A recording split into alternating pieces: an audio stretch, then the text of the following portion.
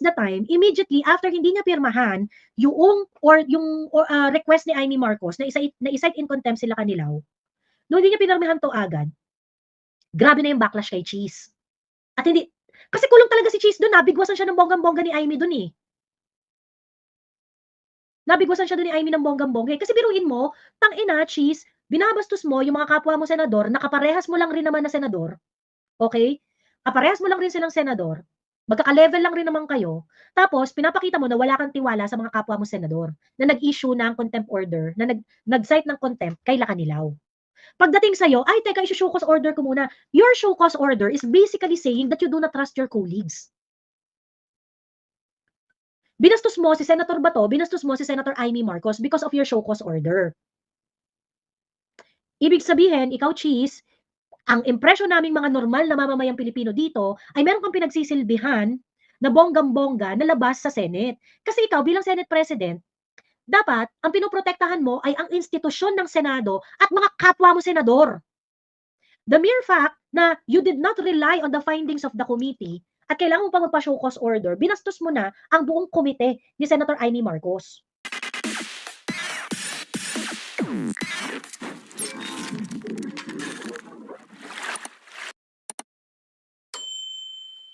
Ma'am Joey, may balita na sa ABS-CBN. Dalawa nagmemeryenda pinagbabaril. Grabe, no? Sabi ni Eagle Eye, Miss Joey, security ako sa isang kondo, nagtatasong sila pertaining sa security ng bansa natin. Lalo na yung iba ay nagmo-motorcycle taxi din. Ano sabi mo, Eagle Eye? Ano sabi mo? Anong reply mo?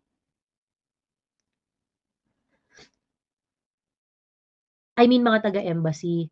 Anong sagot mo sa kanila? Nung, concern na talaga sila sa safety nila, no? Anong answer mo, Eagle Eye? Diyos ko, sama na rin magmerienda sa Pilipinas. Unpredictable talaga, nakakatakot. Sobrang nakakatakot.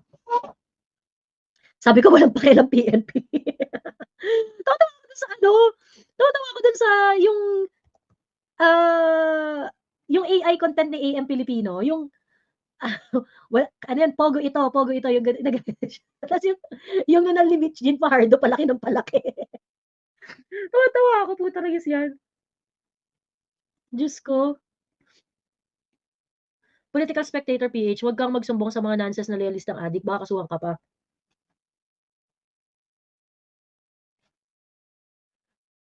Naninira ka sa BBM Bangag, smugglers na baluslas admin. Nakakaloka, di ba nga may, yung PNP, parang nagtayo sila ng fake news committee, something like that. No fake news committee. Ang tanga talaga nitong administrasyon na to, no? They are, kaya tama si Rob Rances eh. Alam mo yung difference ng leadership, puntahan lang natin very quick ha. Ang ganda ng article ni Rob Rances, yung difference ng leadership ni BBM at saka ni PRRD.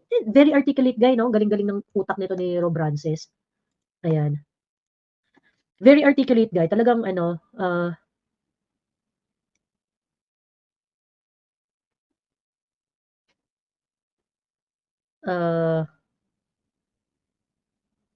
na ba yun?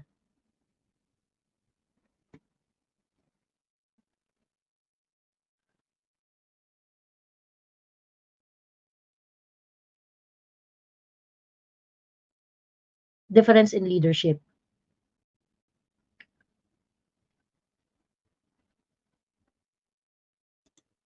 Ito. Ayan, sabi niya, PRRD led with guts. PBBM leads with optics. So true, 'di ba?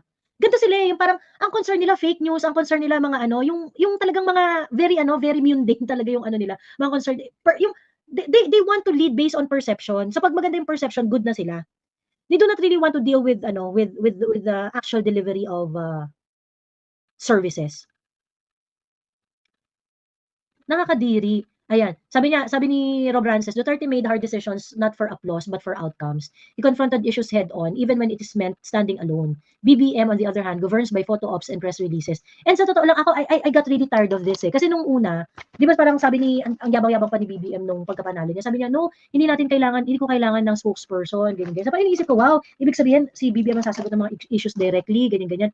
Yung pala, because ang kailangan niya, mga tao na kagaya ni Claire who are going to lie for him. Diba? PRRD had a vision, PBBM offers vagueness. So true. PRRD was feared by criminals. PBBM fears public opinion. So true. I mean, sa akin parang, kung kunwari naiirita kami sa'yo, BBM, ikaw, naputang ina mo ka, kung nagagalit kami sa'yo, ang way for you to address that is to confront our criticism head on. I-address mo, ay yung mga reklamo niyo tungkol diyan, eto ang ginawa ko diyan. Ay mga reklamo niyo sa ano, eto ginawa ko diyan. Kaso ang ginagawa niyo kasi binibili niyo lahat. 'Di ba? Hindi niyo ina-address yung mga concerns, ang ginagawa niyo binibili niyo lahat. Si BBM, it's very obvious na si BBM at saka yung mga ano niya, yung team bangag niya, si Martin at saka si Lisa, they do not really like negative opinion about them. And that behavior really affects their capability to lead. Kasi bigay pugay lang kami sa inyo lahat parate, putang ina niyo pala eh. I-earn niyo yung pagpupugay namin, nung eleksyon, ang binigay lang namin sa inyo ay yung mandato na gawin ninyo ang dapat niyong gawin. Yung respect namin, makukuha ninyo kung hindi nyo sinayang yung pagkakataon na binigay namin sa inyo noong 2022. Ganun po yun. So, hindi ibig sabihin na binoto namin kayo, ibig sabihin nun, criticisms free na kayo sa amin. 'Di ba? PRRD walk with the people, BBM hovers above them. So true. 'Di ba? Si PRRD, feel natin kasi si PRRD, yung parang kasama natin siya. Pag may problema tayo, makakapagsumbong tayo kay PRRD. Ganun yung feel ni PRRD eh, 'di ba? Ganun yung feel ni PRRD. Pero si BBM, yung, bibigyan natin ng ayuda, ganyan. Diyos ko. Ayun. PRRD protected sovereignty. PBBM seems to be selling it quietly. PRRD took the hits. PBBM avoids the heat. In summary, Duterte was feared by the corrupt. BBM, it seems, is embraced by them. Duterte was blunt, flawed, but real. BBM is polished, rehearsed, but hollow. Duterte made people believe that they had a defender. BBM makes people wonder if they have a leader at all. Duterte era wasn't perfect, but it had grit, direction, and guts. Today we have presidency that avoids the fire even when the nation is already burning. And in these times, cowardice is not neutrality. It is betrayal. Ganda, no? Ayun.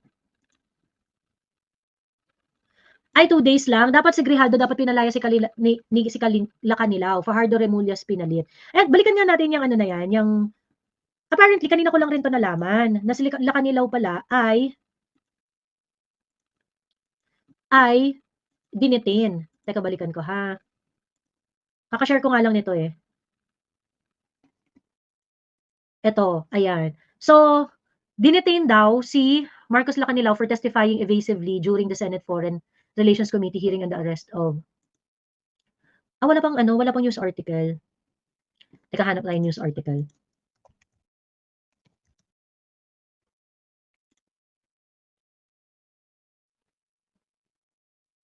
Bakit walang balita?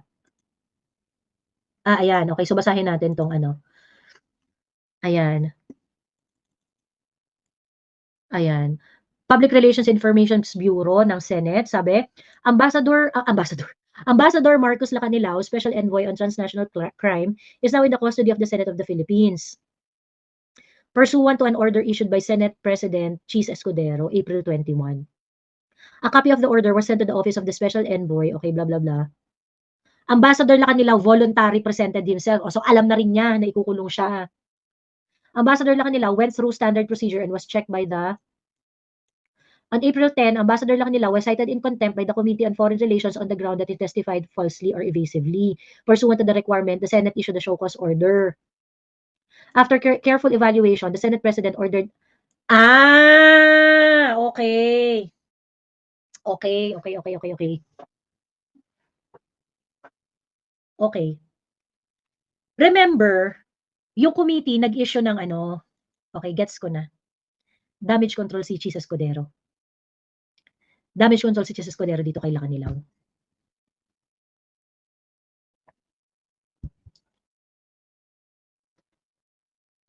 Still did not change that you,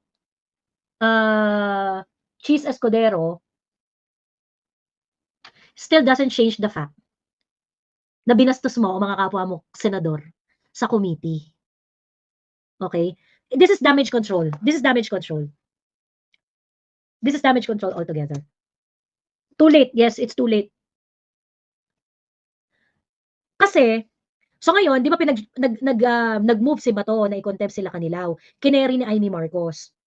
Ngayon, pagdating sa desk ni Chis Escudero, sabi ni Chis Escudero, ay teka, papashowcase ko muna yung papashowcase ko muna si Kanilaw, ganyan.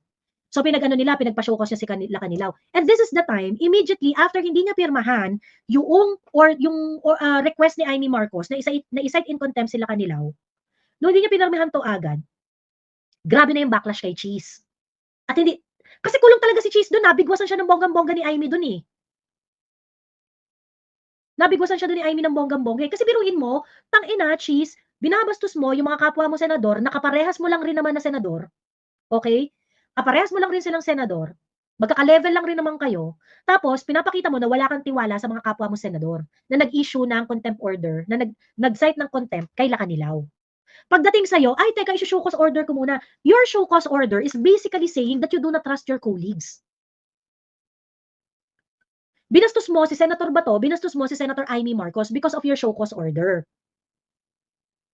Ibig sabihin, ikaw, Cheese, ang impression naming mga normal na mamamayang Pilipino dito ay meron kang pinagsisilbihan na bonggam-bongga na labas sa Senate. Kasi ikaw bilang Senate President, dapat ang pinoprotektahan mo ay ang institusyon ng Senado at mga kapwa mo senador.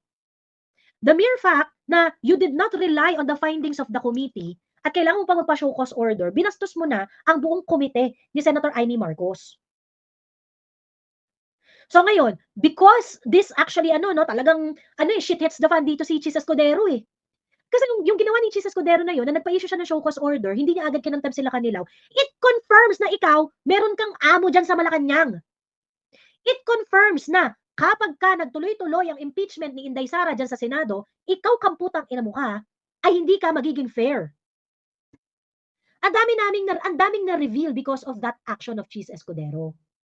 So ngayon, in true play safe, pa-neutral, eklavu style ni Chis Escudero, this is an excuse, this is a damage control. Na, tingnan nyo, nireview ko nga yung pinashow cause ko nga tapos pinag-explain ko. Nung nakita ko yung explanation niya, hindi tama. Pinaano ko na lang siya.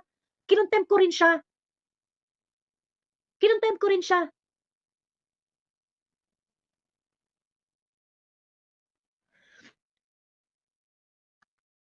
So, ang tawag dito, to a certain extent, hindi to surprising. Kasi, unang-una, lang rin pala to si Cheese. Nag-ano lang rin siya, nag-play safe lang rin siya. Cheese is just being Cheese. Nakita niya, nagalit na galit yung tao sa pinagawa niya. Nakita niya na nahuli nating lahat yung play niya. Na-reveal dito si Cheese nawala rin yung niya Kasi si Cheese, kaya mabenta yan si Cheese, kasi parang nung una, you do not know how he's going to swing. Ano ba to? Pro-Duterte ba to? Anti-Duterte ba to? Ganyan. 'Di ba? Ganun yung ganun, yun yung political value ni Cheese Sa simulang-simula pa lang. Teka, labo ng camera ko. Ayan. Yun yung ni Cheese Yun yung political value ni Cheese nung una, na parang hindi alam ng lahat ng tao, although ako wala talaga akong tiwala sa kanya ever since. Pero generally, ang perception sa kanya ng mga tao, you do not know how he's going to swing. Is he gonna go against Inday? Is it gonna go against kanino bang tao to? Ganyan. Of course, syempre, medyo na tumaas na yung kilay nating lahat nung naging cupbearer siya ni Lisa Marcos, ganyan. Pero we can attribute it at him being a politician Kumbaga parang hindi pa rin malinaw. Pero, nung tinabla niya yung contempt order ng committee ni Senator Amy, na clear na binabastos niya yung mga senador doon sa hearing na yon, at hindi niya pinotektahan ang kapwa niya senador. Nakita na talaga ang buong kaluluwa ni Chis Escudero dyan, na siya ay isang taong may interes na pinagsisilbihan na wala sa Senado. Ayun. Kaya dikit ng dikit si Puso kay Quezzo. Kasi si Quezzo, puro kaululan at pagnanakaw lang alam para makapaglamierda sa squammy ng Paris si Puso. Sabi ni Salsi, grabe naman yan. Ang hilig magpa-cute na nasa press con, kamukha naman ni Mr. Bean na cartoon version. Gwapong-gwapo sa sarili. Totoo. Na parang, Diyos ko po, cheese, tigil-tigilan na. Ayun.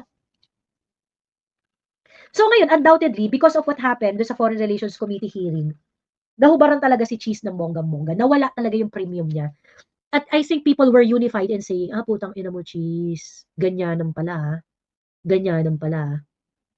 Ayun. So, ano yun, ang tawag dito?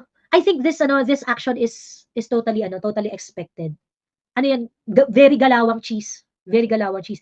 Cheese is trying to restore any political value that can be attributed to him. Kasi nga, ang alam ni Cheese na ang political value niya, yung parang nasa neutral siya na side. Alam niya na yun. So, issuing a contempt order will somehow, sa isip nila, issuing a contempt order will somehow salvage whatever is left doon sa image niya na neutral siya. However, Cheese Escudero, this is what I'm telling you. Wali ka na. Wali ka na. This action is too late. And even if sabihin natin na sincere ka dyan, the mere fact na binastos mo yung mga kapwa mo senador, ekis ka na. Ekis ka na. And I'm pretty sure yung mga kapwa mo senador dyan, kahit yung mga kaalyansa ni Bongbong, I don't think they will respect you. Kunwari sino ba yung mga Bongbong forever dyan na mga senador? Sila Nancy Binay, sila, ano ba?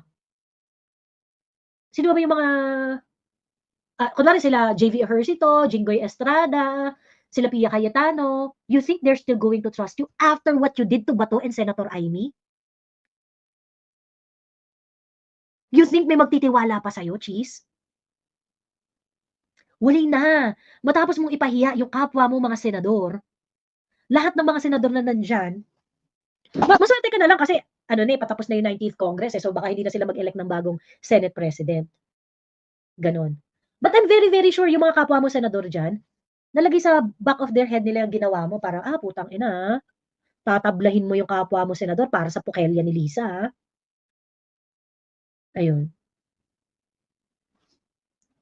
Sabi ni Belen Rubica, let us not forget that he had strong words against retaining OVP budget. So doon pa lang may color reveal na siya, sabi ni Belen Rubica. Kasi ang Belen, ang diyan kay Cheese, kunwari sa budget ni Inday, strong yung words niya. Pero sa Pogo, parang kumakampi siya kay PRRD. Ganun yung ganyan yung mga diskarte niya ni Cheese Escudero. Bulok.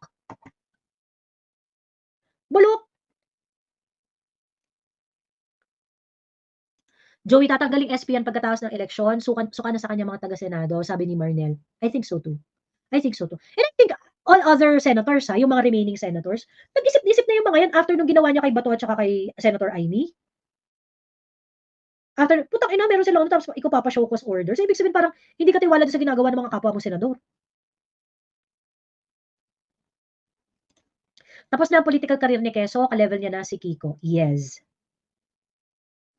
Ayun. So, yun. Sinira niya yung credibility niya. Whatever that is left sa credibility niya, I don't think he would be able to revive it. Pero baka live siya ni Honti. Well, di natin alam. I lost amor for Quezon after he became the Senate President. I felt something is off, sabi ni AKA. Ako hindi ko talaga siya matrust ever since. Kinain ba yung bullfrog? Bukod sa puro kulugo, nakakalason din. Play stupid games, win stupid prizes, Cheese. Sabi ni Johanna Aquino. Ayan. Sabi ni Nappy Boy, ma'am off topic, ba't ang tagal ng habeas corpus? Thank you. I do not know. Kaya ako parang, let's see what the Supreme Court can offer. Pero the way it's playing out, we are on our own. Sa totoo lang. We are on our own.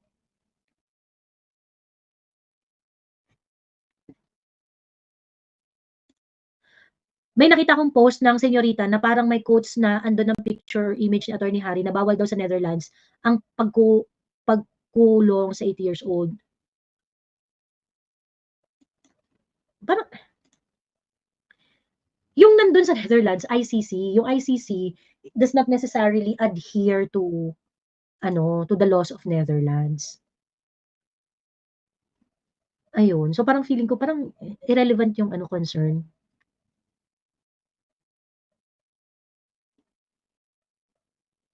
Ayun, yan lang ang pinakaayaw ko sa ginagawa ni MDS, yung minatch niya si Keso at Puso. Ayan. Ayun, so yun na yan na ang ano diyan. Iiwan ni puso yan, mauumay din yan hayaan natin sila bahala sila sa buhay nila, malalaki na sila. Madam, anong masasabi niyo nakabalik na si Butod sa Pinas, pinagtatawanan tayo ng mga trolls, fake news daw tayo, sabi ni Sassy Goose. Lahat na naniwala dun sa kwento na nakulong si Lisa. Okay? Sassy Goose, obvious hindi ka nanonood ng live ko. Kasi kung nanonood ka ng live ko, tinantanan mo na yung kwento na yan na nakulong si Lisa. Obvious hindi ka nanonood ng live ko. Ayun. Kasi kung nanonood ka ng live ko, unang-una pa lang, sinabi ko na yung kwento niya ni Lisa, okay? Yung kwento niya ni Lisa, na siya ay naaresto sa US at nakakulong sa US, ay kwento na dapat hindi nyo sinasalsal.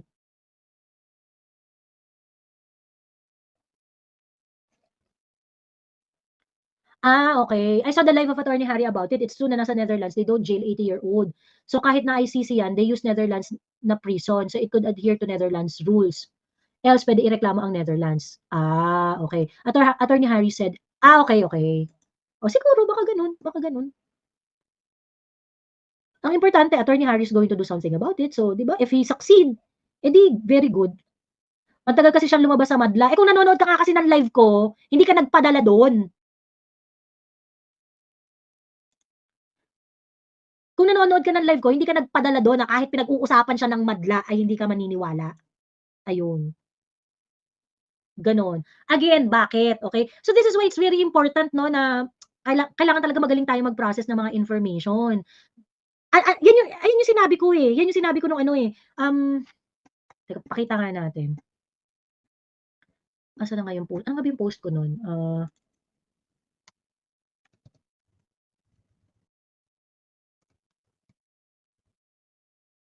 Ano nga yun? Lisa. Ay, sorry. Pakita ko yung unang-una kong post about it.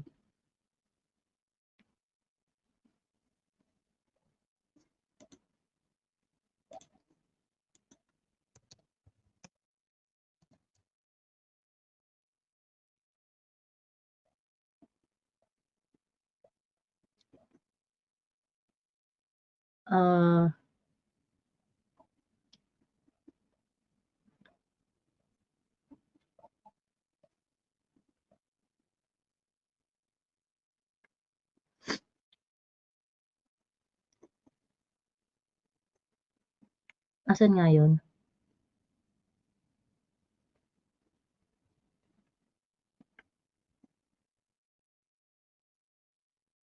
Bakit ang mga lumalabas hindi related kay Lisa?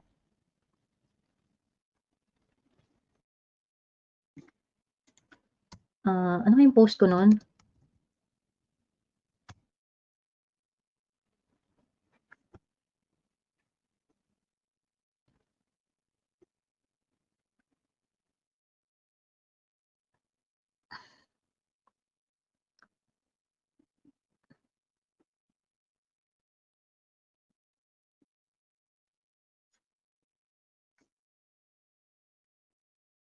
Anyway, teka, hindi ko makita.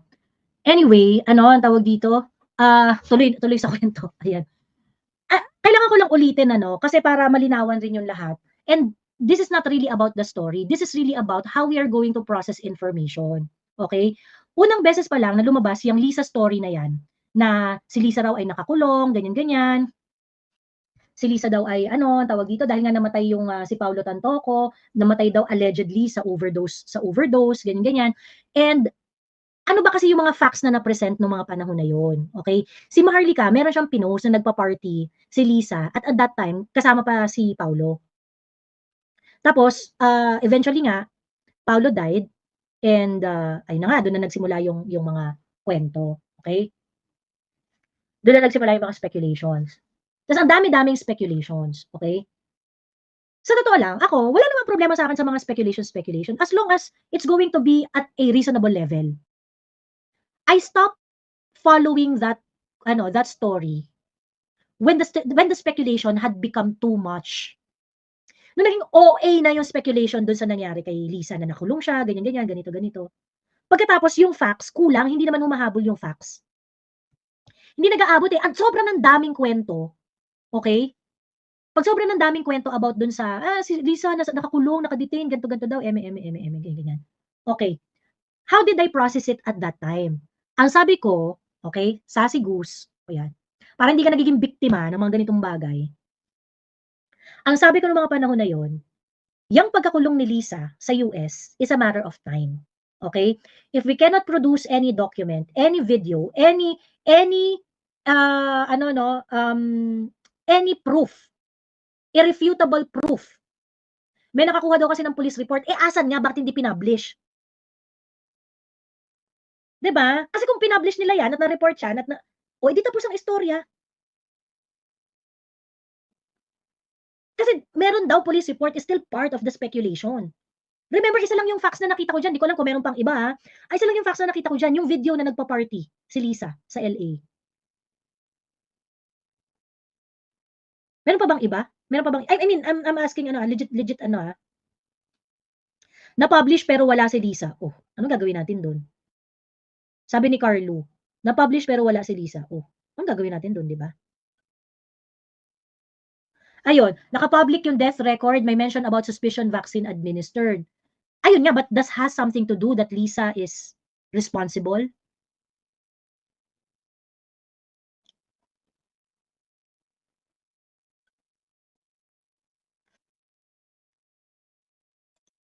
Di ba?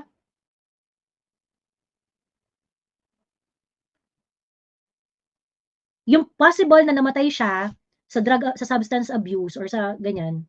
Di ba para may 3 months pa in order to ascertain whether or not namatay siya dahil doon or ang problema kasi naka-connect na siya kay Lisa. Ang problema nga, yun yung hindi natin matay. Yun yung hindi natin maano. Yun yung hindi natin masabi for sure.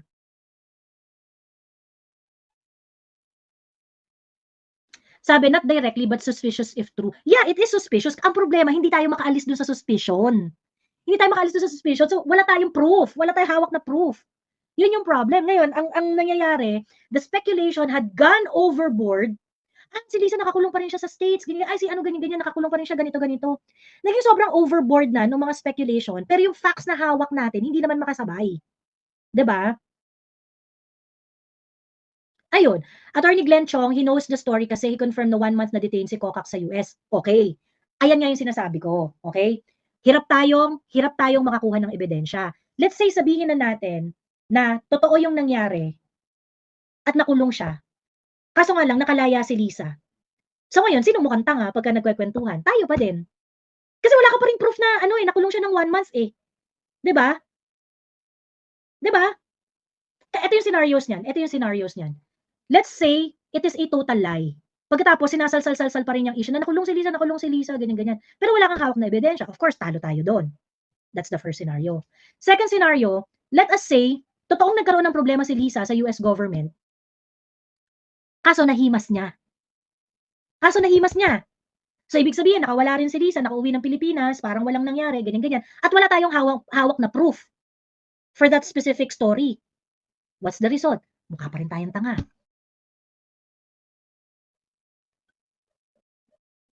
Diba? Nagets nyo ba? Kasi kahit pa sabihin natin na totoo na nagkaroon ng problema si Lisa sa US government, tapos eventually nahimas niya, nalamas niya or whatsoever, nakauwi siya ng Pilipinas, tapos tayo dito sa Pilipinas, salsal pa rin na salsal ng story, ay nakulong si Lisa.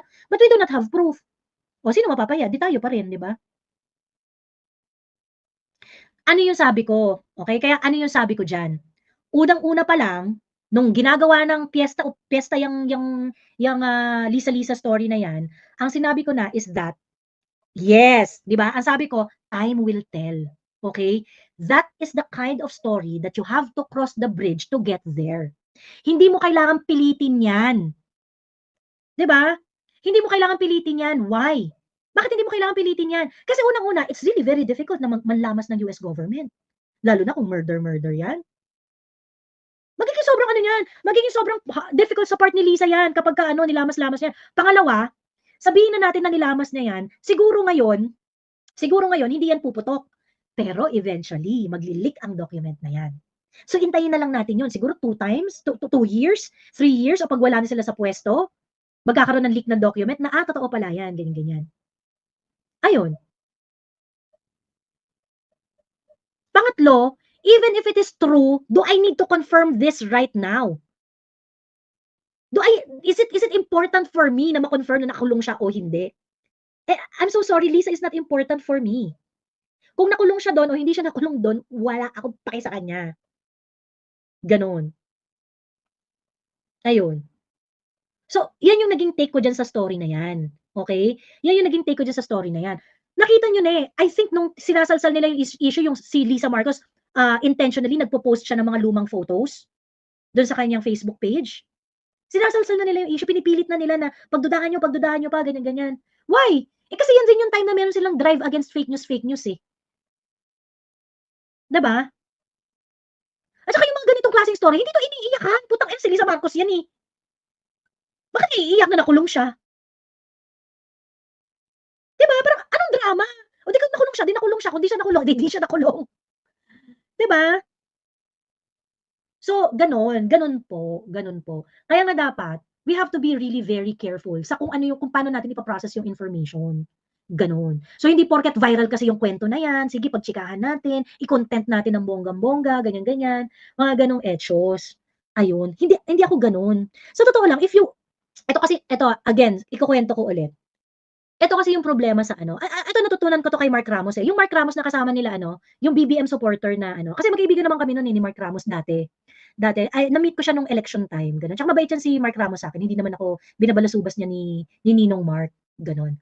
But he's really ano 'no, he's really a, parang, of course siyempre political content creator siya. Meron na siyang mga strategy. Siya yung nagturo sa'kin kung paano gumamit ng YouTube, kung paano mo maximize yung mga content mo, yung mga gano'ng hechos. And I think ito yung problem kasi sa mga content creators, okay? If you are a content creator and you're looking at your content creation as a source of living, ibig sabihin yun na talaga yung pinagkukuhanan mo ng mga pera-pera, yung mga ano, madaling ma-tempt na magsalsal ng mga issues. Madaling mag-attempt na magsalsal ng mga issues, okay? Why? Kasi 'pag mainit ang issue, maganda ang monetization niyan. Maganda ang monetization niyan, okey? So ngayon, kapagka meron kang topic, yung mga YouTubers, yung mga ano, yung mga content creator, okay? This is also something that you also have to ano, yung mga pinapanood ninyo na ano, mga pinapanood ninyo na mga vloggers, tingnan ninyo. Kapagka sinasalsal na nila yung kwento, paulit-ulit na yun at yun yung content niya, ibig sabihin yun yung content na kumikita. Yun yun, ganun yun. Because that's a way for you to maximize monetization for such topic. Uulit-ulitin mo talaga. Uulit-ulitin mo talaga. Sasalsal mo na sasalsal. Okay? So, yun yung question dun sa mga vloggers 'no. Kasi yung mga vloggers, if they are looking at it as a source of income, hahanapan mo ng way kung papaano pinakakikita yung mga content mo. So, you have to recycle your content again and again, again and again. Hindi, wala kang ano, Ace Kinol, wala kang pakialam sa redundancy, eh, as long as nagvo-view siya. So, no matter how redundant your contents are, kapagka nagvo-view siya, 'pag nag-e-earn siya ng viewership, you just have to re-content and re-content it. Why? Because it's gonna earn. So how does that translate in content creation? That could prevent a content creator in creating real deal content. So kailangan mong i-balance 'yun na parang, "Ay ano ba 'to? Ito ba uli yung 'pag ita-topic ko, ito sasalsalin ko ba 'tong issue na 'to?" Ganyan, ganyan. Eh, kaso maraming nanonood, eh. Maraming nanonood tsaka nagva-viral, nagwa-100,000 pag ang pinag-usapan ko si Lisa Palaka. 'Pag ang pinag-uusapan ko yung nandun siya nakulong siya sa Amerika, viral siya parati. Once it attains that certain level of virality at yun yung hinahanap ng mga viewers, you have to stop. Ano ba 'to, sinasalsal na ba 'tong kwento na 'to o they are trying to impart real POV here? So pagka gano'n mag-isip na kayo, 'di ba? Mag-isip na kayo pagka sobrang salsal na nung kwento, ano na yun, baka merong virality factor yan kasi yun yung binibili ng lahat, eh. Yun yung binibili ng lahat. Ngayon sa'kin wala naman akong problema dun sa mga content creator who would look at it that way 'no, kasi siyempre, eh, kung yun yung that's how they hustle, ganyan-ganyan. That's how they hustle, that's how they ano 'no, they, monetize their platforms, ganyan-ganyan. O di kung yan yung trip niyo, di yan yung trip ninyo. Pero ako nga, sabi ko nga, I would make a content on unpopular ano 'no, unpopular topics, and I would make a content based on what I think you should know. Regardless kung magva-viral yan o hindi. Gano'n. So, tayo dito sa social media, we also have to be aware of that. Na kapagka masyado ng sinasalsal yung issue, parang putang ina, 2 buwan na yan pa rin ang content mo. 'Di ba? Na 2 buwan na yan pa rin ang content mo. 'Di ba? Something is off. Pagka gano'n, pagkatapos maraming views, maraming ano, maraming tao, tapos wala naman yung walang additional value na nadadagdag do sa conversation. It's just salsal. And with ano 'no, with salsal and no additional value on the kwento, ibig sabihin, gusto na lang niyang kumita, gusto na lang niyang mag-monetize.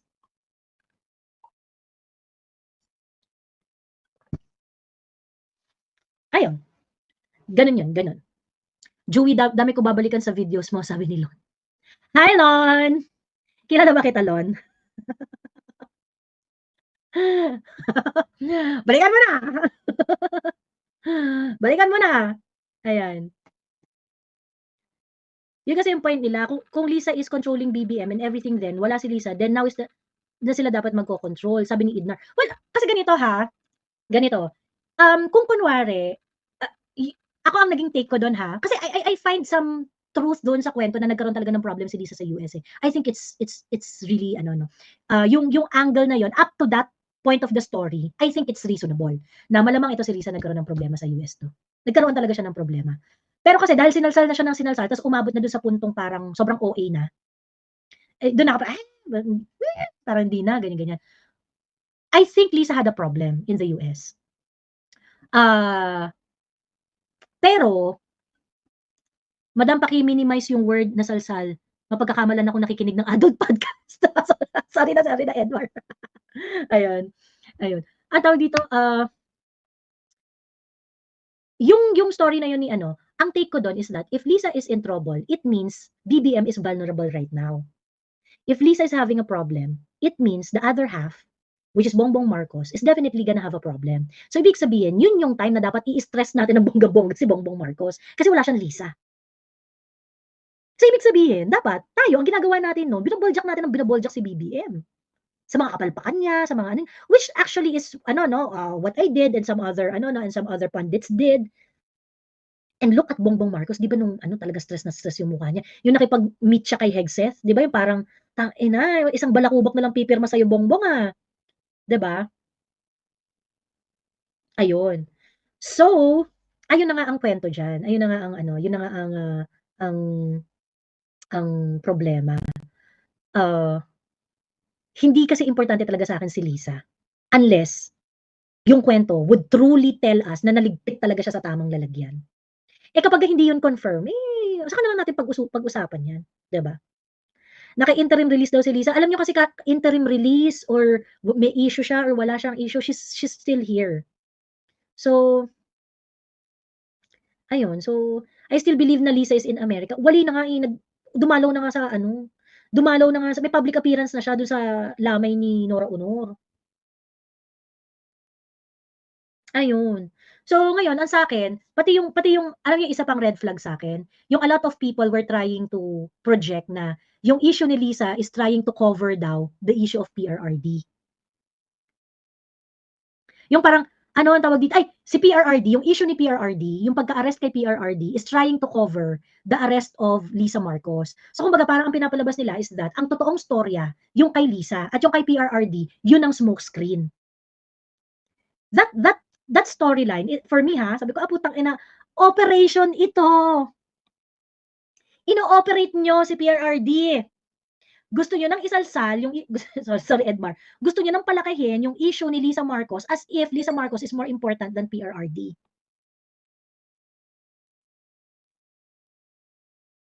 Diba? So, dun pa lang, makita mo na parang, sinasadya na nila to.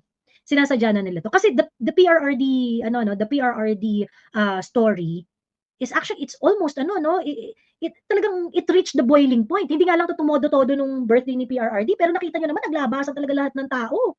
And the PRRD story has the potential to, ano, no, for the people to move and stage a national protest. Pagkatapos, si PRRD yung ano, si PRRD yung magko-cover ng story ni Lisa. Talaga? Mas importante si Lisa kaysa kay PRRD? Ah, Diyos ko. Nung ka, nung ka. So, pagdating pala sa mga gano'n pa lang, ayan. So, ngayon kung follower kita, alam mo na ganyan ko pinrocess yung information na yan. Kung follower kita at nakinig ka sa live ko, hindi ka nakisawsaw masyado diyan sa Lisa-Lisa issue na yan. Ayun.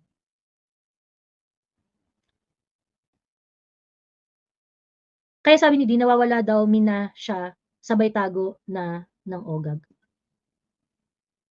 Joke, madami na akong gustong suntukin sa TikTok, eh. Ayun, is this a replay live? Hindi 'no, si Yan, ano ka ba, live tayo. Doble ni Lisa yung pumunta sa burol ni Guy, why? Kasi yung height niya ay masyadong maliit, sabi ni Vincent Seve. Hindi na yun, it doesn't matter kung gusto niyang mandugas, you know, whether nandudugas siya up until now or not, hindi na rin yun masyadong importante.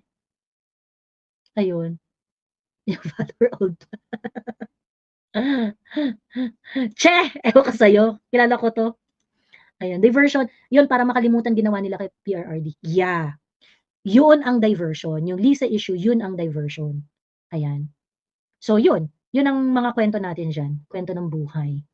Correct, no matter na gano'n kasiraan sa Froglet, Froglet had nothing to lose kasi nga kapal na ng apog nila. Kaya ingat sa share kasi ako ipapahamak, kasi kayo ang ipapahamak imbis na yung nagdadaldal. Correct, oo. Correct, ayun. So, pagka gano'n ano lang, next topic na kasama na si Liz Satanas, 'di naman importante 'yan sabi ni Casey, true. True, ayun. Ayun lang.